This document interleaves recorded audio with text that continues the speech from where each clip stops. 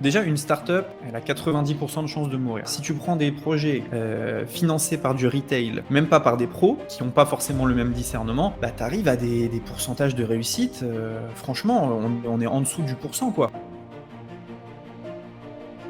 Là, ça s'emballe, je crois qu'on a levé les 2 premiers millions en genre 30 secondes. Enfin, c'était totalement irréel.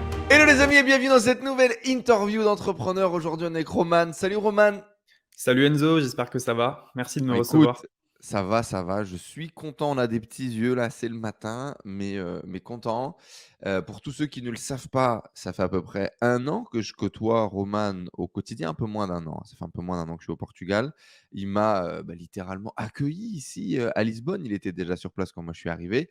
Ça a été une des premières personnes notamment à m'introduire un peu dans la communauté sur place. Il y a quelques anecdotes, on aura l'occasion d'en revenir. Et moi, ce qui m'a inspiré, c'est que du coup, j'ai pu voir Roman pendant 1 an, comment est-ce qu'il opère, comment est-ce qu'il travaille.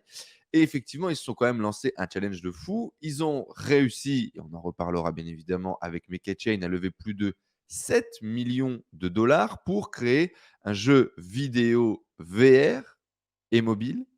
On en reviendra un peu sur les détails, en utilisant bien évidemment la blockchain.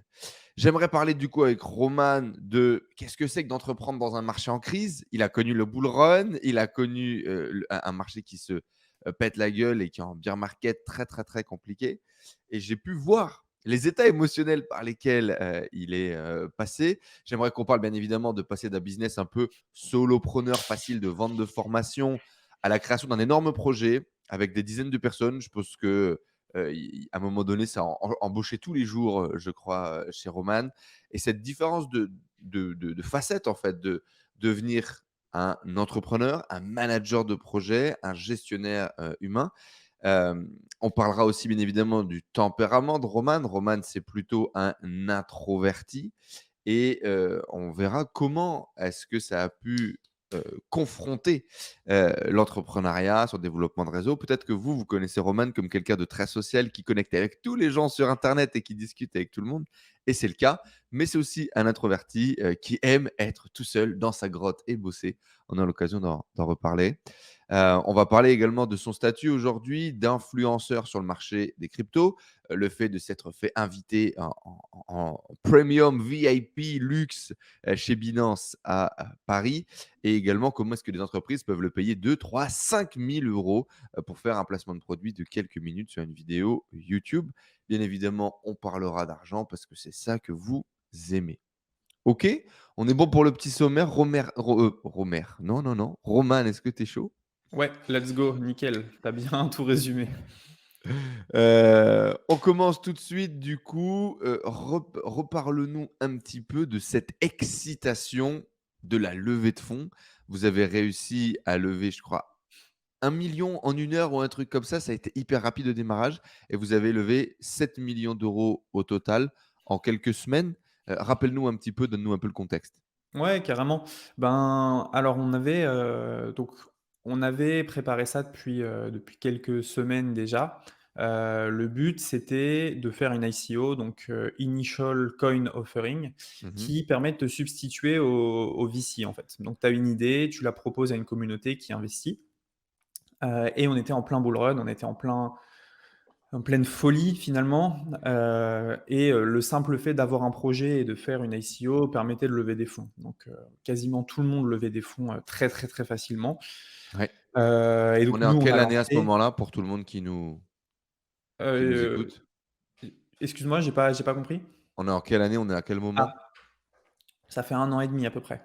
Ouais. 1 an et demi et voilà, c'est tout le monde est en folie sur la crypto, tout le monde pense que tout va Donc on faire est fin fois 1000. 2020, hein, à peu près, c'est ça, hein? Pour Ouais, que tout le monde, c'est ouais. ça, fin 2020.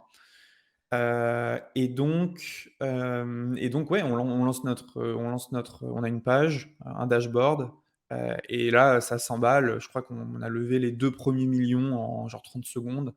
Waouh! Enfin, c'était totalement, irréel. Qu'est-ce qu'on vit à ce moment-là? Donc toi, il faut Bah, savoir qu'à ce moment-là, tu avais déjà réussi à construire un business qui faisait à peu près 1 million d'euros de ventes par an ouais, avec ton associé Maxime ouais. sur de la vente, de formation en ligne. Vous aviez déjà une communauté de plus de 100 000 personnes sur YouTube. vous aviez déjà enfin, tu avais déjà réussi à quitter ton job, à pas rentrer dans cette rat race de l'ingénieur qui t'attendait à la fin de tes études pour avoir créé ton propre salaire, réussir à créer ton indépendance, ta liberté et mais là 2 millions d'euros en quelques minutes, c'est énormément d'argent.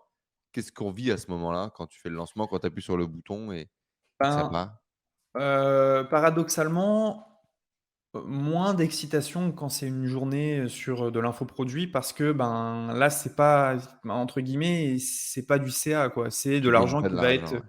qui va être utilisé pour, développer une entreprise risquée. Donc en fait, de la joie, oui, le devoir accompli, mais pas un sentiment de: «J'ai fait de l'argent». Enfin, on en était très, très loin. D'accord, Heu, donc il y a le sentiment d'accomplissement de ce qu'on est en train de ce sur quoi on bosse depuis longtemps c'est fonctionne ça. et en même temps, la peur peut-être de ça se concrétise, il va falloir qu'on le crée maintenant notre jeu, Ah il va bah, faut y falloir qu'on aller, y faut y aille? aller, il y a plus le choix maintenant, il y a des gens qui y croient donc faut délivrer maintenant. Faut aller au bout de l'aventure et donner tout ce qu'on peut. Ouais. Donc oui, clairement, c'est impressionnant. Après ouais, ouais, c'était quand même impressionnant, ouais. C'était quand même un moment très fort en émotion, c'est sûr. Quand tu es à 4 dans une Satisfaisant, il y a pièce, quand même un sentiment de fierté à ce moment-là ou pas encore, c'est trop tôt? non, non, pas vraiment, pas vraiment. Pas vraiment dans le sens où voilà, il y a rien qui est prouvé encore, il y a rien qui est créé donc non, pas fierté, mais un sentiment de validation, en fait. De: «OK, je me Mmh. suis pas trompé pour l'instant, il y a une demande, donc là, on peut y aller».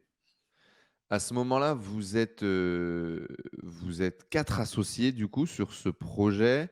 Hem, peut-on en parler un peu là de l'importance d'être une équipe justement quand on va sur un projet plus gros, avec plus d'enjeux, notamment avec autant de capital?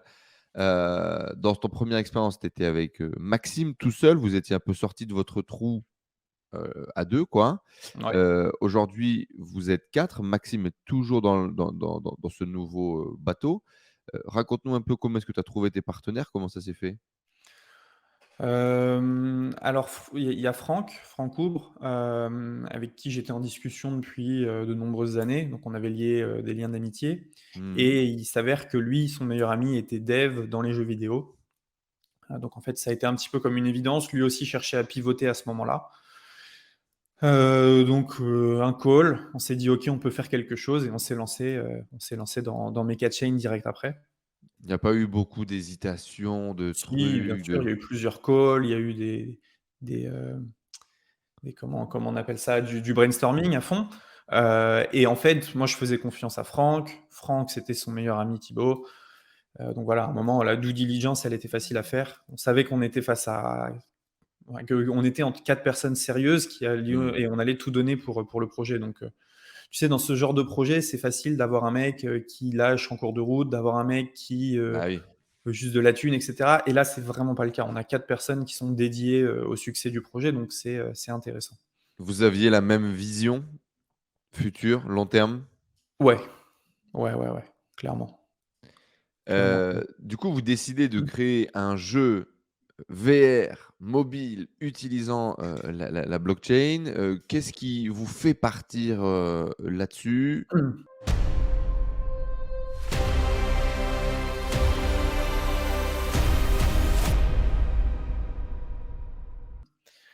Alors il y a plusieurs trucs, donc le VR, on y viendra après, déjà quand on aura fini le jeu mobile. Ouais. Alors il y a plusieurs trucs, le marché qui fait des jeux de mauvaise qualité, et les jeux mobiles qui sont pas trop touchés par, enfin il y a peu de startups, Web3 en jeux mobiles et on voit que ça arrive de plus en plus. Donc on se dit voilà, on est sur Donc on va dire que un c'est la montée du comment ça s'appelle déjà? Comment on appelle l'industrie des jeux en Web3? Je ne sais même plus. play to earn, ouais. Voilà, c'est la montée de l'industrie du play to earn, une qualité, pas terrible du marché et vous vous dites, vous qui avez jamais créé de jeux vidéo: «On peut le faire?» Ouais, clairement, bah, surtout via Thibaut qui a des contacts, qui a déjà fait des jeux. Nous Ça, on c'est s'est pas rassurant du coup d'avoir un associé qui a déjà bossé dans cette industrie-là? ah bah, ouais, c'est indispensable. Mmh. Indispensable, sinon c'est trop compliqué. Et donc il nous a permis d'embaucher toute l'équipe qui bosse sur le jeu actuellement, qui nous permet, bah, voilà, d'être sûr qu'on a un résultat qui est, à la hauteur de ce qu'on souhaite. Donc oui, non, c'est avoir 4 associés sur lesquels on peut compter, c'est vraiment fou. Voilà, là, Thibaut, il était en Corée. Tu te lèves le matin, tu vois le boulot qui est fait. Enfin, il y a pas de remise en question de, est-ce qu'il va faire? Est-ce qu'il est motivé? Non, tout le monde bosse dans la même direction, alors même que la période est, très compliquée pour la plupart des boîtes crypto. On y Mmh. reviendra. Mais voilà, en tout cas, le boulot est fait et donc on se dit: «Voilà, il y a un marché qui est pas encore touché. On va à fond dedans». Et le but, c'est d'avoir, 2-3 ans plus tard, un produit qui soit, qualitatif, compétitif pour le prochain bull run. On sait Donc déjà en fait c'est que, une horizon du coup à 2-3 ans minimum avant de démarrer? mouais, 2 ans déjà, ouais, clairement. 2 ans sans avoir entre guillemets «de résultats», sans avoir quasiment rien à montrer, sans avoir de produit, c'est ça? C'est ça, bah, là, on commence à avoir du gameplay, on a une démo qui sort dans 2 mois, mais clairement, oui, 2 mois sans avoir une validation de est-ce que le produit est bon par quelqu'un d'externe. Ça, c'est C'est sûr. la première fois qu'on fait, enfin que tu fais, un projet sur lequel il y a autant de temps d'attente.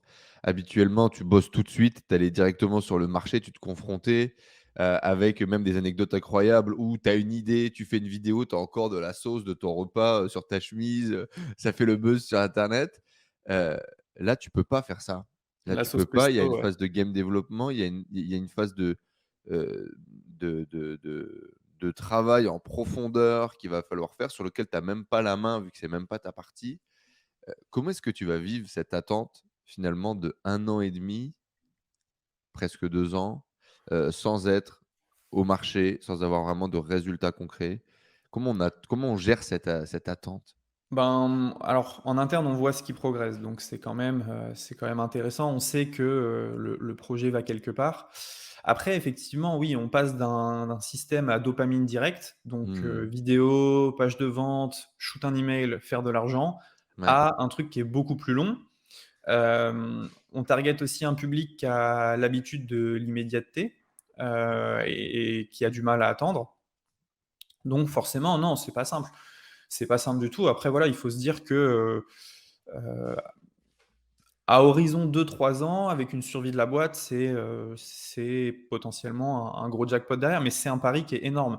C'est un pari qui est énorme, qui est très risqué, que ça soit en termes d'investissement, que ça soit en termes de temps investi aussi. Donc voilà, il faut, il faut, détoxifier ces récepteurs de dopamine, ça c'est sûr. Et il y a le manque de vente aussi. Quand on est habitué à vendre, vendre, vendre et qu'on prend du plaisir, bah, forcément tu as un manque qui s'installe. Oui, parce que là, Et ça y est, sur avant que tu aies une application, tu as entre guillemets «plus rien à vendre». Vous avez fait 2 phases de vente. Vous avez fait du coup l'ICO, puis ensuite vous avez vendu les terrains qui vont être c'est utilisés à ça. l'intérieur du Mecha Chain, enfin à l'intérieur de votre jeu. Du Mecha Chain comme si c'était le nom de l'univers, mais je pense pas que l'univers va s'appeler Mecha Chain. Je pense que c'est le jeu qui va s'appeler Mecha Chain, on est Ouais, d'accord? Ouais. ouais, c'est ça. Hem Hem, et disons donc qu'on voilà, ces 2 phases de vente passées, bah, maintenant, il faut attendre quoi. c'est ça, il faut attendre. Donc on a une autre, collection NFT qui est prête, mais dans ce marché-là, ça donnera rien, je pense. Mmh. Ça Donc sera quoi? Ça clairement, il sera faut, les armes ou les mechas? Qu'est-ce qui va être vendu là après? c'est les méca pilotes, donc les conducteurs de méca. Mmh. Et donc clairement, là, bah, il faut bosser sur le produit, il faut, réduire les coûts aussi, Mmh. beaucoup, afin de tenir le bear market qui peut durer, 1 an, 2 ans. Donc réduction des coûts, couper tout ce qui est superflu et faire le dos rond en mettant le maximum sur le développement du produit, quoi, tout simplement. D'accord, donc on est quand même en mode on fait des économies quoi. Malgré Ah oui, le oui, oui. fait qu'on a levé beaucoup d'argent, on est quand même en mode, tortue. Ah oui, oui, clairement et puis, il y a beaucoup d'argent qui a été dépensé lors de cette première année quand même, parce que, bah, développer un jeu, sortir un token, il y a du marketing, enfin, voilà, la 1re année, tu dépenses beaucoup, et là, donc, on passe en mode bear market, quoi, comme toutes les boîtes. Parce que si ça dure, 2-3 ans, ben, c'est très compliqué pour la plupart des boîtes. Tu t'attends à ce que le bear market puisse durer autant? En fait, en tant que CEO, il faut que je conçoive le pire et que je me dise même dans le pire des cas, il faut que je trouve une solution pour tenir, ouais. Pour survivre? C'est ça. C'est quoi les plus grosses différences du coup que tu dirais entre solopreneur versus monter un projet, un énorme projet comme Make It Chain? Bah, tu as la dopamine dont je te parlais, tu as le fait de pas savoir si tu es dans la bonne direction, alors que, pour un solopreneur, la validation, c'est le CA qui est quasiment, pas immédiat, mais voilà, qui est très Ouais, rapide si tu es au bon moment. Tu as la gestion de l'humain, quand tu passes de, bah, quelques prestats à 35, salariés, forcément, c'est plus la même. Il faut savoir les gérer, savoir être sûr que tout le monde bosse, toutes ces choses-là. Et également, là, on est sur un projet où il y a des gens qui ont de l'attente, donc il faut gérer la savoir gérer aussi la communauté. communauté. Mmh. Bon, maintenant, je vais pas te le cacher, en bear market, les communautés, ont un peu, déserté le terrain sur tous les projets, donc il reste quelques fans, mais les gens sont partis faire autre chose, beaucoup dans la crypto. Donc il faut juste construire, et avoir la vision, être persuadé qu'on a le la bonne formule pour le long terme. Ouais, c'est ça qui Hem, est finalement quasiment presque une définition de l'entrepreneuriat, c'est avoir confiance dans un truc dans lequel on n'a aucune idée de ce qu'on est en train de faire ou presque, quoi. Clairement, et puis on est des chercheurs aussi, hein, un play to earn, enfin play, j'aime pas ce mot, mais un jeu web 3 qui fonctionne et qui a du succès, il y en a pas aujourd'hui sur mobile. Donc c'est de la recherche, c'est du pari, et donc forcément, ouais, faut être accroché, quoi. Faut être sûr que ce qu'on construit, a un avenir, et moi j'en suis persuadé. Combien de fois on se remet en question sur le chemin en se disant, «J'aurais jamais dû faire ça, plus grosse erreur de Ouais, toute ma vie» tous les jours, clairement, et qu'est-ce qui tous fait les jours. tenir? Ah bah, je vais au bout, c'est dans ma nature, j'ai commencé un truc, je vais au bout, il y a un jeu, il y aura un jeu. Après, ce qui va compter également, ça va être le marché. Comment est-ce qu'il sera quand, on aura fini? Voilà, on ne peut pas maîtriser le macro. Nous, ce qu'on peut maîtriser, c'est la qualité de ce qu'on fait, et donc on s'applique, au mieux là-dessus. Heu, mais oui, une fois que tu es rentré là-dedans, il y a 2 issues. Soit tu finis le projet, c'est un succès, soit tu épuises l'argent de la boîte, tu as tout donné et c'est fini. Mais tu vas pas te barrer en plein milieu, ça a pas de sens. C'est maintenant que tu es dedans, tu continues. Il y a pas mal de boîtes web 3 là pour discuter avec énormément de founders, il y en a beaucoup, il leur reste 2 3 mois de vie. Donc en fait, pour beaucoup de projets web 3, 90, c'est la fin. Ouais, comme Donc c'était annoncé d'ailleurs, où beaucoup disaient qu'il y en a très peu qui survivraient, la oui, vague de ce dernier bull run qui avait levé bien beaucoup sûr, d'argent, mais bien sûr, et même avec toute la bonne volonté du monde, bah et moi, il me semble que c'est ce que j'avais dit lors de notre dernière interview. D'ailleurs, si vous avez jamais découvert le parcours de Roman et cetera, aujourd'hui, on va pas refaire tout son parcours de comment est-ce qu'il a quitté l'école, son premier job et cetera pour entreprendre sur internet. On va vraiment se focaliser sur ce projet-là et sur l'année qui vient de passer. Vous pouvez aller voir, on a déjà fait une interview ensemble et à la fin de l'interview, moi je disais: «C'est génial le challenge qu'ils se sont donnés, le projet dans lequel ils se sont embarqués». La probabilité de réussir de créer un jeu quand on n'a jamais fait, que ce soit dans la blockchain, dans ces conditions, c'est infime. Le challenge est fou.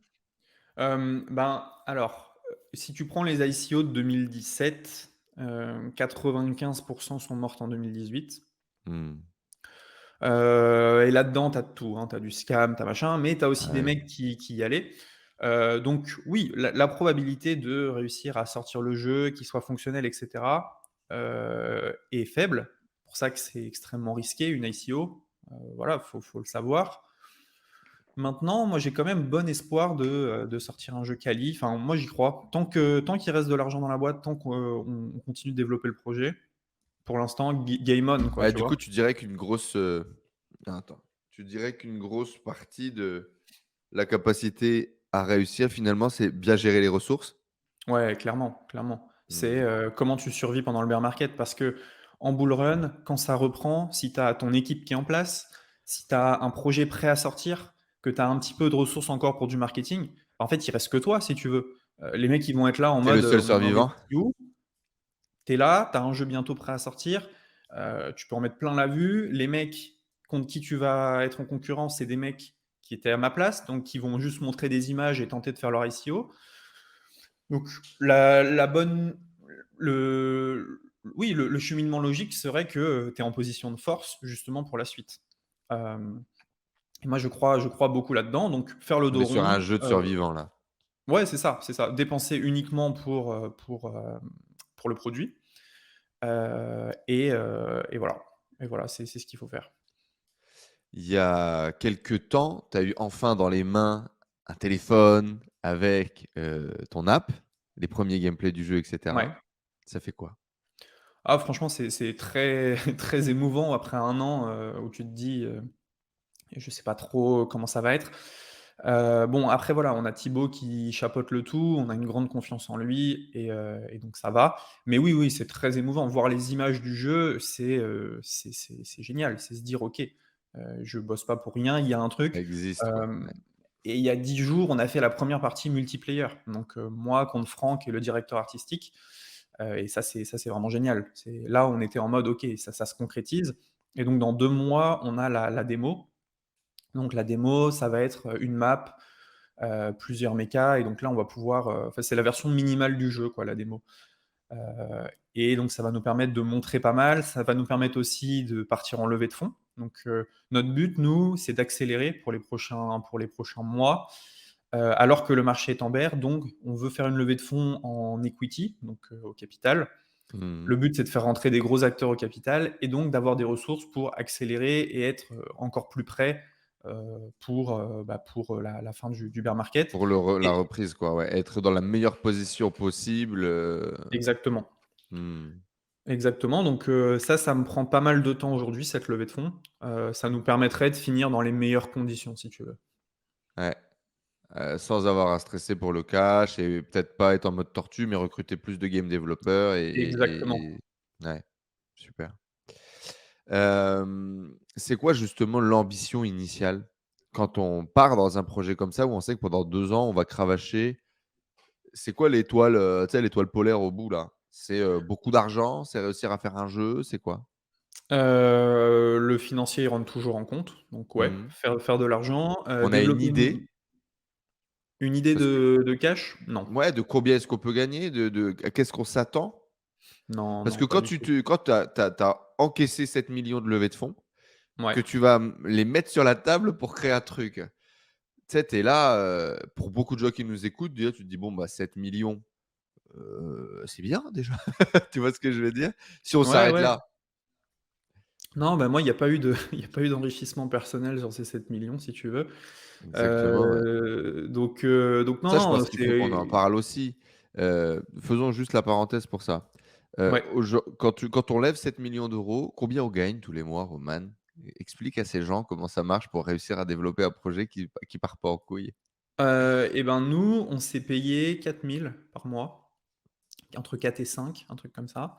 Là, on va réduire, en fait, on va couper. On va couper une grande partie, on va prendre l'argent ailleurs. On va prendre l'argent dans, les business en ligne qui me restent et cetera pour avoir Pour une focaliser capacité sur, justement de l'activité. ouais, carrément, Donc carrément. En effectivement, fait, 7 millions d'euros levés. Alors vous avez peut-être vu beaucoup de levées de fonds, beaucoup d'NFT, beaucoup de trucs, beaucoup de machins.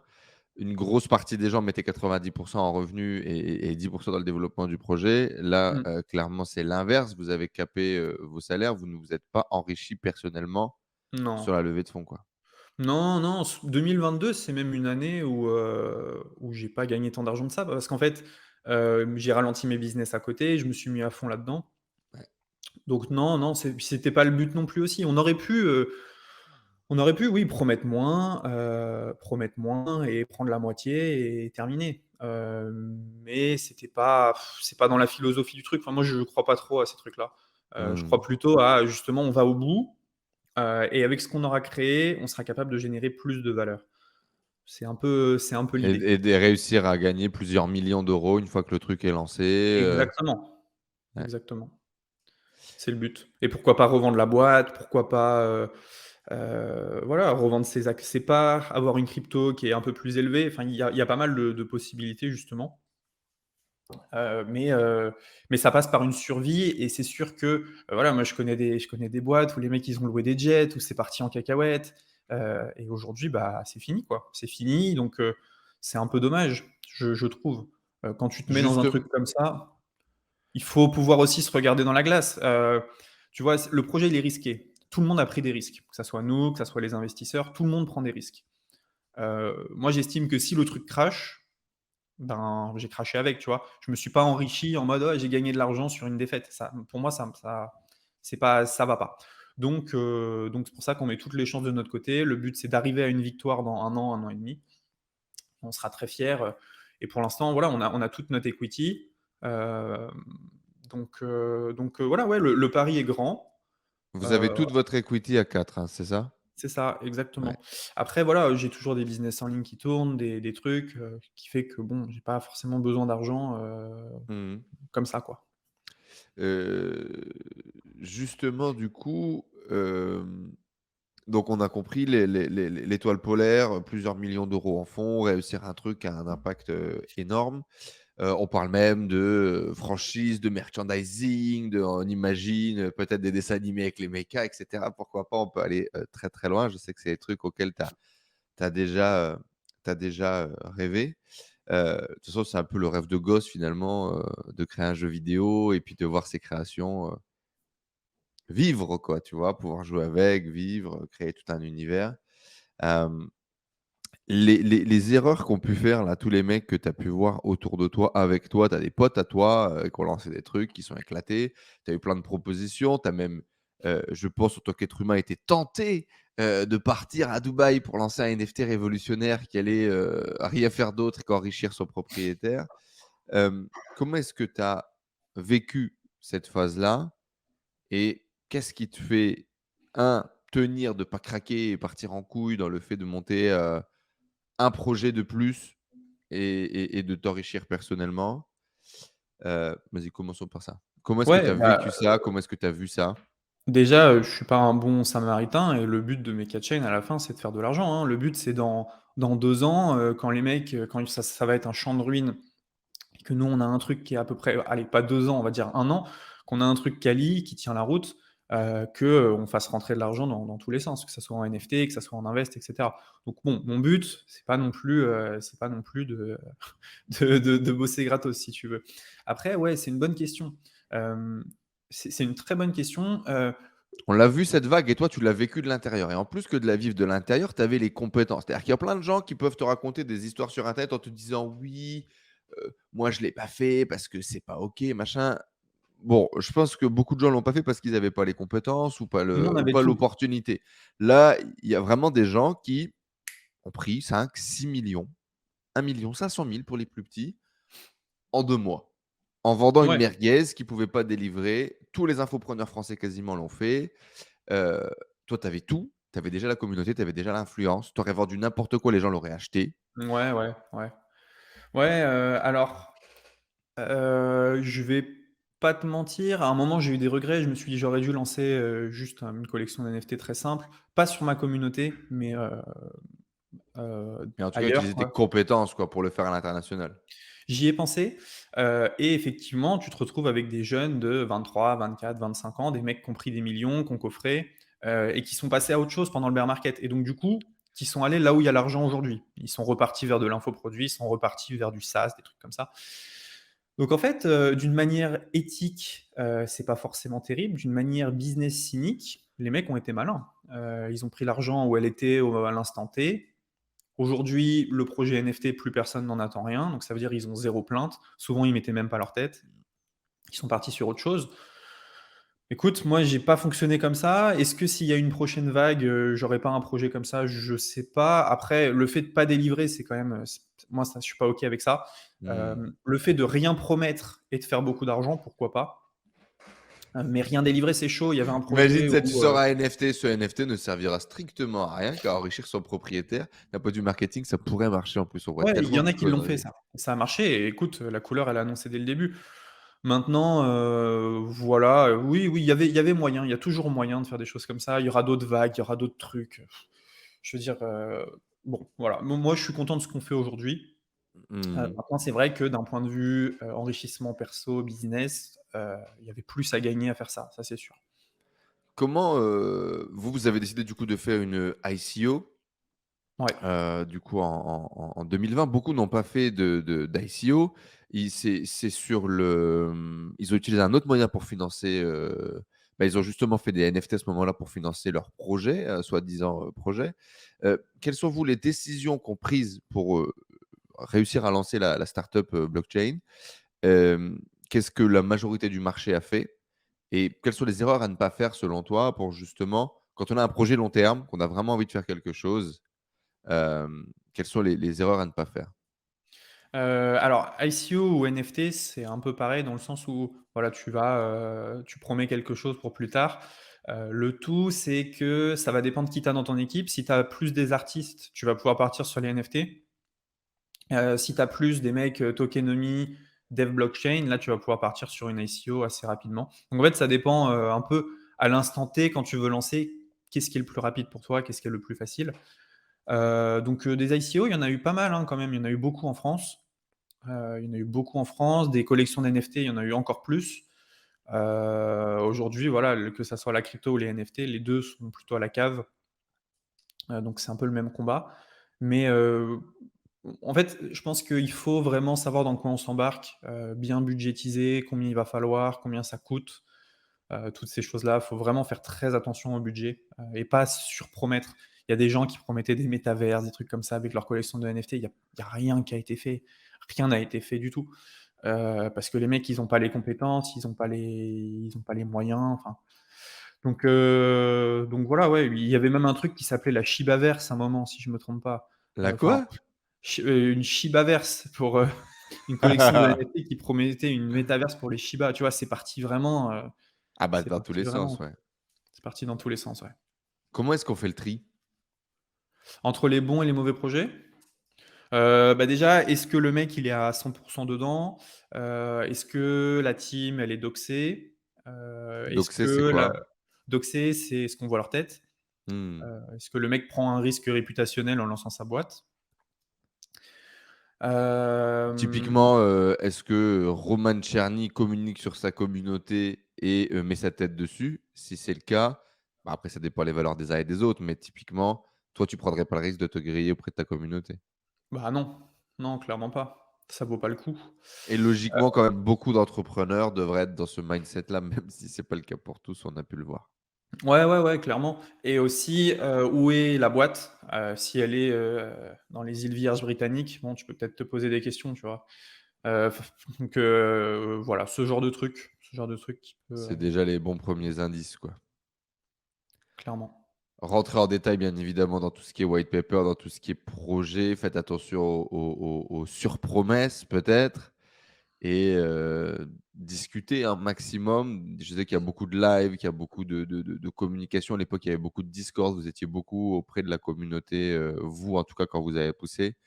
Voir un peu la vision long terme, les attentes, les envies.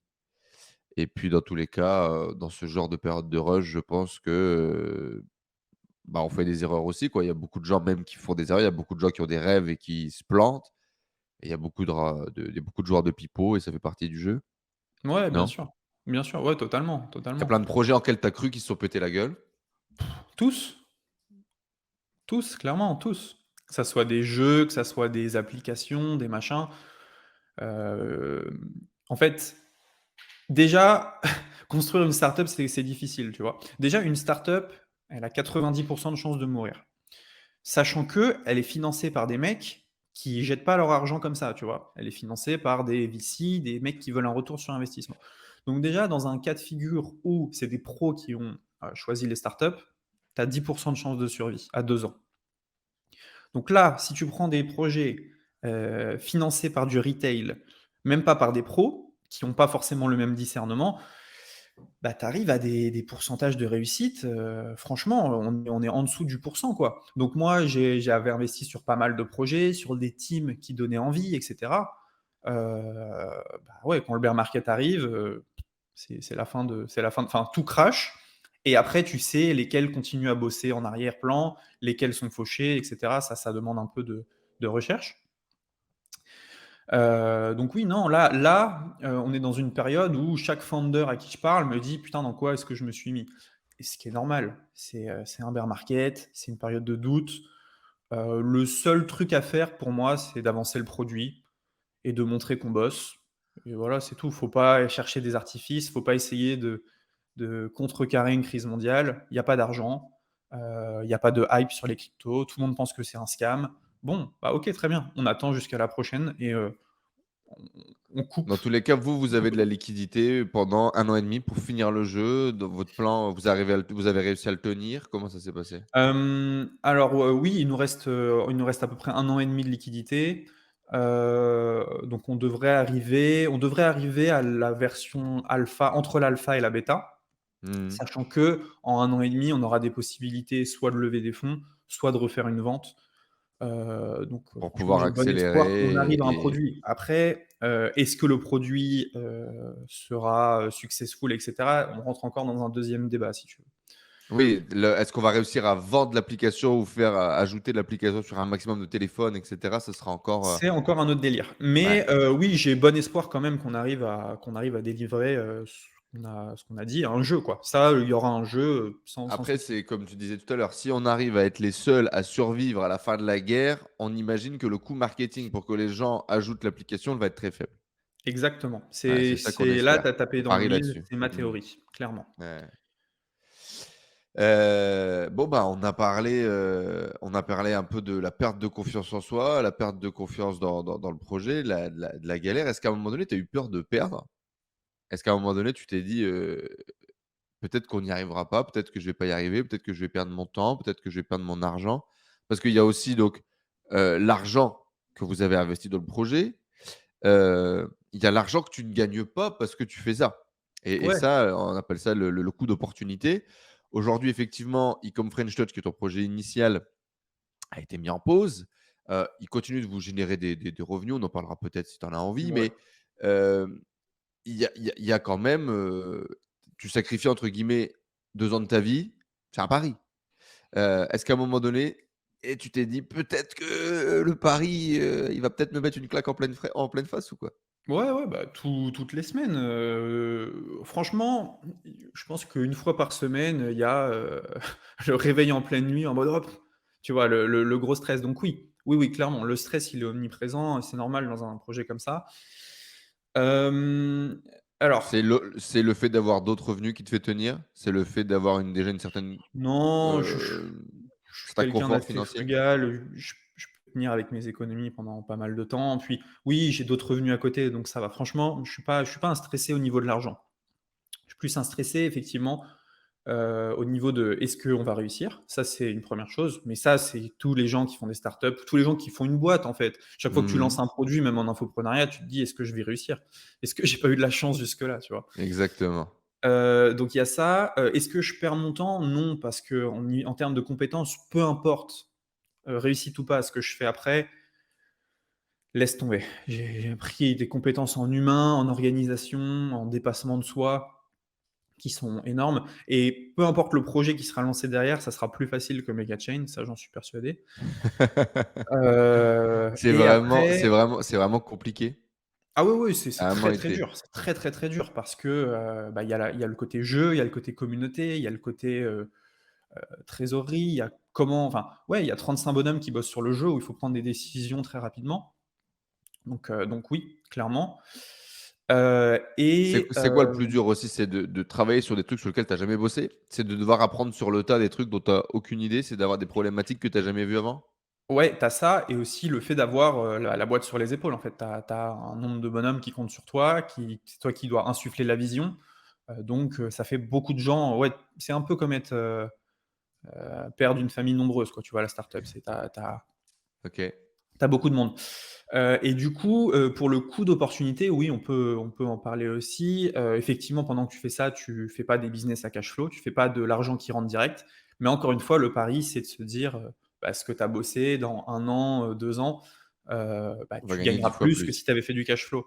En Mmh. fait, on se rend pas bien compte en tant qu'infopreneur, mais il y a très peu de business où, tu arrives, tu mets pas de ressources, tu fais de l'argent tous les mois, du cash flow positif. En fait, il y a énormément de boîtes où tu es en cash flow négatif la majorité du temps, où il faut lever, où, c'est les ventes de Noël qui vont te sauver ton année. Enfin, le modèle infopreneur, il faut le quitter pour se rendre compte que, waouh, c'est quand même sexy, hein. C'est quand même sexy. Après, tu as des paliers, quoi. En francophonie, tu vas pas pouvoir un infopreneur français qui va te dire, «Moi, j'ai 100 millions de patrimoine», ça n'existe pas. Ça n'existe Donc pas, ouais. même 10 millions, ils doivent pas être beaucoup, tu vois? Non, je suis même pas sûr que Cédric, soit a réussi à toucher ça, hein. Pas sûr non plus. Pas sûr non plus, et donc voilà, si tu veux passer des paliers, il faut, le seul à qui je pense Sébastien qui Cerise peut-être? Aurélien de Ouais, System.io. parce qu'il a basculé sur le SaaS. Bien sûr, voilà, et c'est là où je veux en venir, c'est qu'il a pris des risques à un moment. Lui, il s'est dit: «Hop, le business à cash flow, on coupe, on va, all-in», et lui, mine de rien, tu vois, Il a charbonné pendant plusieurs années, non, 2 ans de traversée du désert avant d'avoir, ses ouais. premiers clients, ses machins et tout, donc voilà, faut prendre des risques. Si je les prends pas aujourd'hui, ça sera jamais. Mais voilà, la vision, c'est, dans 1 an et demi, 2 ans, reprise du marché. On a une équipe qui est capable de faire des jeux, on a Mechachain qui tient la route, on est capable d'amener des investisseurs, de vendre des NFT, et pourquoi pas une revente de la boîte. Donc c'est le chemin, et tant qu'on On a de va tout l'eau droit, sur le quoi. chemin, bah, on y va, on marche. Est-ce que tu peux, et on va clôturer après le sujet là-dessus, c'est, heu, partager cette vision de là, en gros, tu avais, ton sac à 10 000 € par mois assuré en faisant, 2 vidéos, 2 emails et là, tu es reparti faire des sacrifices et tu as la sensation que c'est la bonne décision. Cette année, ça a été une année compliquée pour moi aussi. J'ai fait beaucoup de sacrifices d'un point de vue financier. Je suis revenu à un niveau où j'ai arrêté de me payer pour pouvoir justement faire grossir Ouais. l'activité. Je pensais que je devais pas je pensais que j'avais passé ce niveau, tu vois, où je devais revenir à faire des sacrifices. Hem, Pourquoi est-ce que tu penses que c'est la bonne décision et pourquoi est-ce que les gens devraient entendre ça? Parce que tu sais, il y a quand même ce mythe où, les entrepreneurs du web, ils gagnent de l'oseille, ils font rien et c'est facile, tu vois? C'est en partie vrai et c'est en partie faux. Pourquoi est-ce que tu penses que, bah, ouais, ça fait peut-être 5 ans que tu gagnes ta vie, tu as peut-être gagné, 10 plaques, 20 plaques par mois. Bah, là, en fait, il faut serrer la ceinture, il faut faire le sacrifice, il faut peut-être pas se payer pour réinvestir, pour faire grossir le business? C'est une vision qui est pas Heu naturelle, très peu de gens l'ont. Ouais, après ça dépend ce qu'on veut dans la vie. Moi, je commençais à m'ennuyer dans le business, d'avant, si tu veux. Je commençais Mmh. à tourner en rond, à me dire: «OK, est-ce que je vais faire ça toute ma vie?» Là, je prends un risque, qui sera payant ou pas, et on verra. Mais oui, comme je te l'ai dit, le fait de se payer moins pendant 1 an, 2 ans, franchement, voilà, ça me gêne pas. Ça permet de moins investir, c'est sûr, mais bon, je parlerai pas de sacrifice, si tu veux. Mmh. OK, cool. Tu as été invité il y a, pas longtemps chez, Binance pour un des plus gros événements, francophones. En VIP, ton vol, ton hôtel, tout ça, tu as pu faire du contenu. Hem, Tu as été, également, rémunéré 2, 3, 5, même peut-être plus, tu nous le diras, milliers d'euros pour pouvoir faire 1 ou 2 minutes de publicité dans tes vidéos sur Instagram et cetera, sur les réseaux pour des projets, crypto. Qu'est-ce que ça fait, de d'arriver dans les top influenceurs comme ça, de son marché? Un, la reconnaissance d'une des plus grosses plateformes, Binance. 2, l'opportunité de, bah, justement pouvoir faire des placements de produits, faire de la pub et gagner autant d'argent en si peu de temps. Alors pour Binance, c'était cool parce que j'y suis allé en tant qu'influenceur, et une fois sur place, j'y étais en tant Mega que Chain. que Mecha Chain. Donc en fait, j'ai pu introduire un projet, à des mecs à qui j'aurais pas pu parler, donc ça, c'était sympa. Mmh. Binance, très sympa, voilà, ils ont un budget qui est absolument fou. Ils nous ont invités, donc c'était bien, c'était une bonne journée. Et de Et façon après concernant les pubs, Ouais, puis même écoute, avant de basculer, de façon globale, d'avoir ce statut un peu de VIP sur le marché. oui, j'ai envie de te dire, moi, ça me fait pas grand-chose, mais c'est sympa. Je veux dire, c'est comme, tu es invité par une super entreprise à qui tu as fait gagner de l'argent, ils te payent des trucs. Non, c'était cool, je vais pas le cacher. Après, ça Sans change plus, quoi. pas ça change pas fondamentalement ma vie. J'ai pu rencontrer des gens qui étaient sympas. Et concernant les placements de produits, écoute, on en a eu quelques-uns, j'ai dû en avoir une dizaine, je crois. Pendant le bull run, et puis là, il y a plus rien, en fait. Mais pendant le bull run, c'est impressionnant la capacité qu'ont les boîtes à sortir de l'argent pour te payer. Le moindre projet, te payer 3, 4, 5 000 € pour une vidéo, donc c'est sympa. Après, voilà, moi, c'est pas une fin en soi. Je veux dire, c'est du à côté, c'est très cool. Mais oui, oui, influenceur crypto en bull run, c'est des milliers, centaines de milliers, millions d'euros. Et un qui l'a très bien compris, c'est Amine. Amine de Otake, qui est en train justement d'aiguiser son couteau, sa lame, pour le prochain bull run. Et lui, il s'est dit, OK, lui aussi prend un pari qui est très bon, qui est de dire, OK, pendant 1 an et demi, 2 ans, je ne vais pas toucher grand-chose, mais je vais grossir mes réseaux crypto. Et quand ça pète, et ben là, je serai prêt avec l'audience, avec la force de frappe. Donc tu vois, en fait, des gens qui prennent des risques, il y en a pas mal. Et l'infoprenariat, comme on l'a connu 2019-2021, il a changé aussi. Il a changé aussi, il est beaucoup plus concurrentiel, il rapporte moins d'argent. C'était plus autant l'Eldorado que ça l'a été. Il reste encore beaucoup d'argent. Mais le marché était quand même en train de changer, hein. Et beaucoup sont partis. En parallèle de ça, tu continues dans tous les cas, toi aussi, à développer, tes réseaux, à créer du, contenu. On mettra bien évidemment tous les liens dans la description juste en dessous. On s'est d'ailleurs fait plusieurs, séances de tournage, machin, créer du Ouais. contenu, les réels, les shorts, les trucs et puis tu es parti aussi sur un podcast en anglais. Alors est-ce que, cette vision, crypto, blockchain internationale t'a donné envie, d'aller, discuter avec, les mecs de l'autre côté de l'Atlantique? Pourquoi, ce virage, en anglais? Est-ce que les prochains enjeux sont à l'international? Raconte-nous un peu. Ouais, c'est une très bonne question. Alors ce podcast, je le fais avec Pierre Elliott. Il me sert à 2 choses. La première chose, à 3 choses, on va dire. Première chose, ça me permet de me tenir au jus du marché. Donc, Ouais, je en suis gros, obligé. tu obligé d'avoir les news. C'est ça, je suis obligé d'avoir les news, je suis obligé de chercher. Donc ça, c'est intéressant, ça me fait mes 10 minutes par jour où je vais y trouver un sujet, je vais faire mon podcast. La deuxième chose, c'est que c'est aussi, un carton d'invitation. Donc quand je discute avec un projet, je peux pas arriver en mode, «J'ai rien à offrir, je voudrais des infos». Je J'invite toujours le founder sur mon podcast en lui disant: «Voilà, j'ai tant d'écoutes, on a un public qui est intéressé» et forcément ça ouvre le dialogue. Ça permet comme ça de rentrer un petit peu en contact. Donc ça, c'est génial. C'est une porte, enfin, c'est un carton d'invitation qui est juste génial parce que l'humain, il adore qu'on lui apporte de l'attention. Et quand on Mmh. t'invite quelqu'un à un podcast, c'est très rare qu'il dise non, à moins que le mec soit super busy. Et la troisième chose, bah voilà, la crypto, c'est fait pour être à l'international. Le but, c'est d'avoir un podcast qui, en bull run, fasse des milliers d'écoutes, qu'on puisse sponsoriser, qu'on puisse pousser nos projets dessus. Ce qui est intéressant, c'est que ça me permet de développer une autre audience aussi. L'audience, elle est quasiment 100 américaine. Donc voilà, le podcast, grossit bien. On a fait 2000 écoutes le mois dernier. Bon, c'est pas encore, le truc de fou, mais en bull run, ça va pousser très, très fort, je pense. Donc voilà, c'est parti un peu en mode, on ramène des gens, on échange, on prend leurs connaissances, on échange nos connaissances. Et maintenant, bah, voilà, le but, c'est ça prend 10 minutes par jour, faut tenir. Tu sais, c'est comme le sport, c'est comme l'alimentation, c'est si tu t'y tiens et tu continues, on aura des résultats. Et je vois par exemple, hein, Alex Hormozi, Mmh. lui, il a fait 1000 épisodes avant que son truc commence à péter. Russell Brunson, c'est pareil. Donc il faut tenir, il faut maintenir le cap.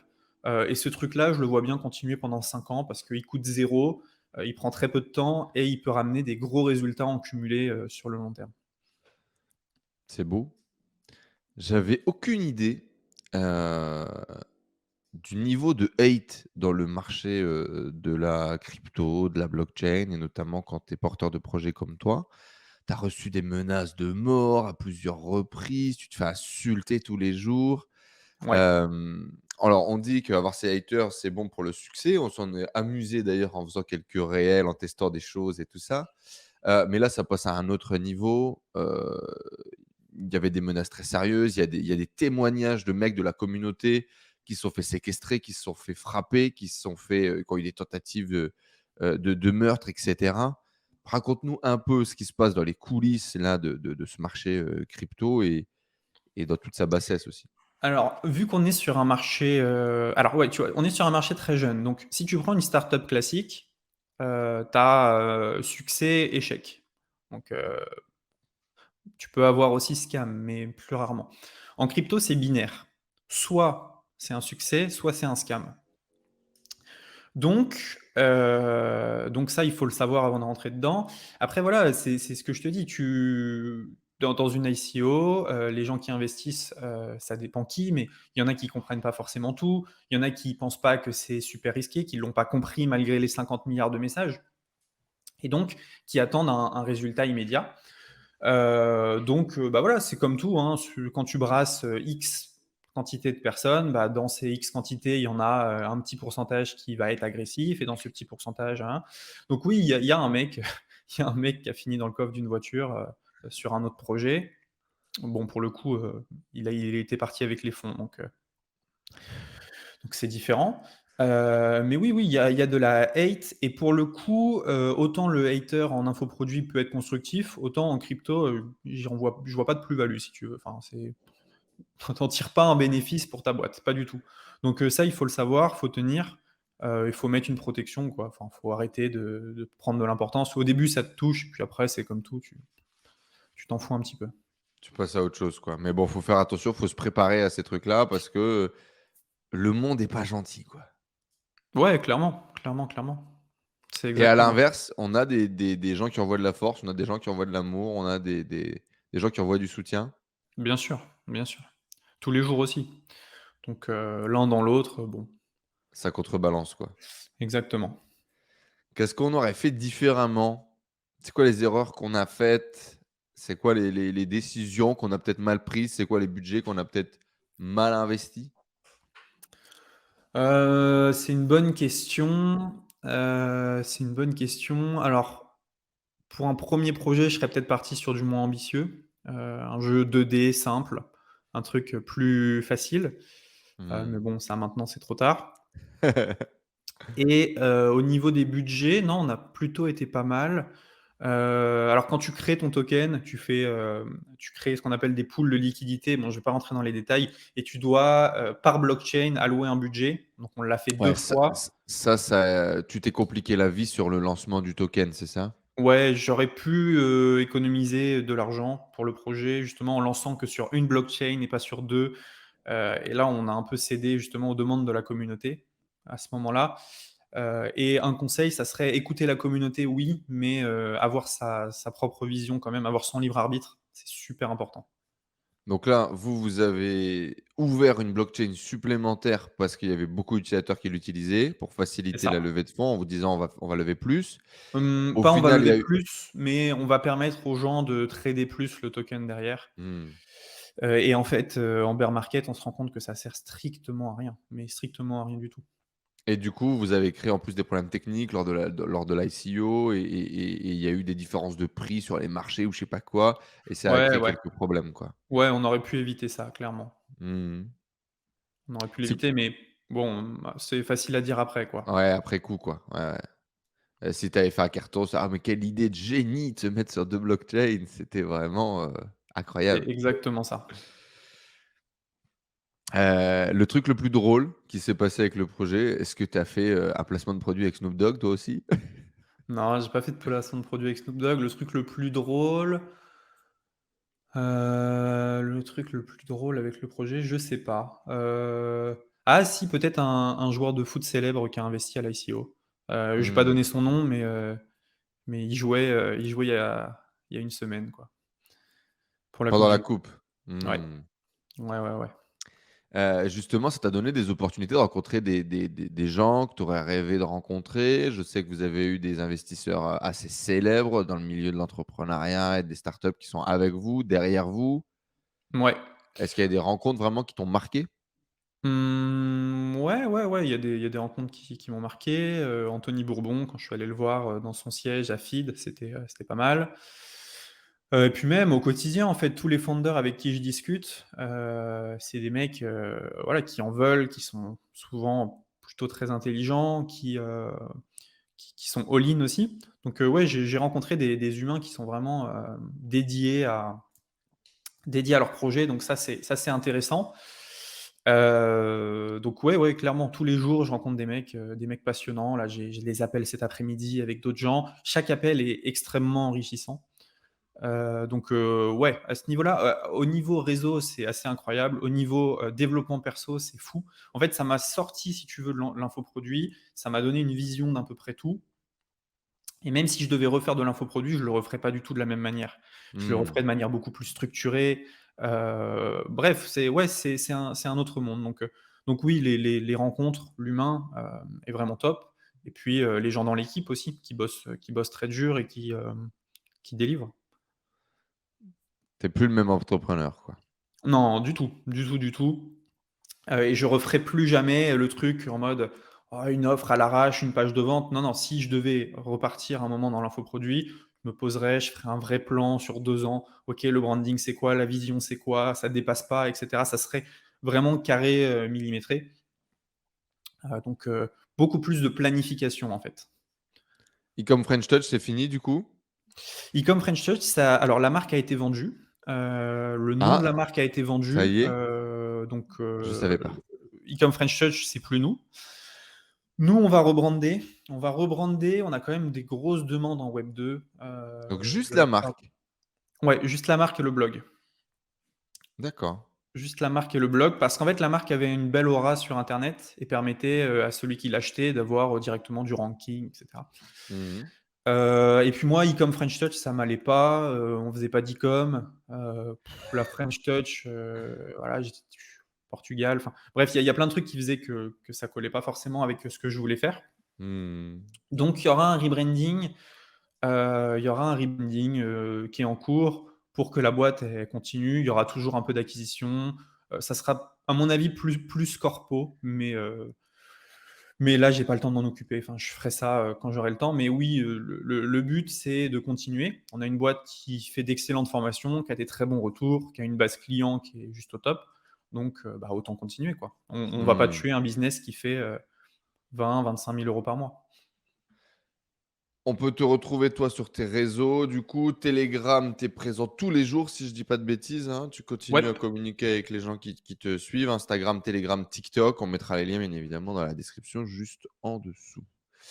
Qu'est-ce qu'on te souhaite pour 2023, Roman? La consécration pour Mecha Chain. Fin 2023, une sortie du jeu, un bull market et un marché des NFT qui reprend la route, et ça sera très bien pour moi. En mode Madame Irma là, 2023, fin 2023, ouais, octobre-novembre, ça peut repartir? Ouais, ouais, je pense, ouais. On y croit en tout cas? On y croit, il faut.